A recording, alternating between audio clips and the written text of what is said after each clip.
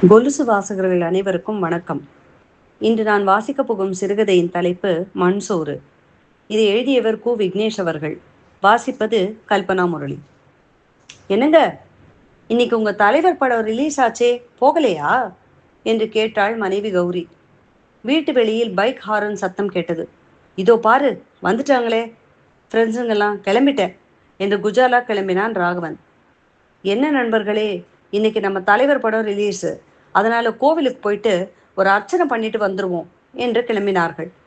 கோவிலுக்கு போனதும் அவர் தலைவரின் படம் வெற்றி பெற அர்ச்சனையை செய்து முடித்துட்டு கோவில் வளாகத்தில் மண் சோறு சாப்பிட்டார்கள்.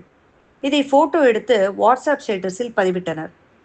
பிறகு தியேட்டருக்கு சென்று படம் பார்த்த உற்சாகத்தோடு வீட்டிற்கு கிளம்பினான் ராகவன். வாங்க வாங்க, உட்காருங்க. உணவை பரிமாறிவிட்டு செல்போனில் வாட்ஸ்அப்பை பார்த்து கொண்டிருந்தாள் கௌரி. சாப்பிட்டு கொண்டே இருந்த ராகவன் திடீரென கரக் கரக் வாயில் சத்தம் கேட்டதும் கோபப்பட்டு மனைவி கௌரியை பார்த்து கத்தினான்.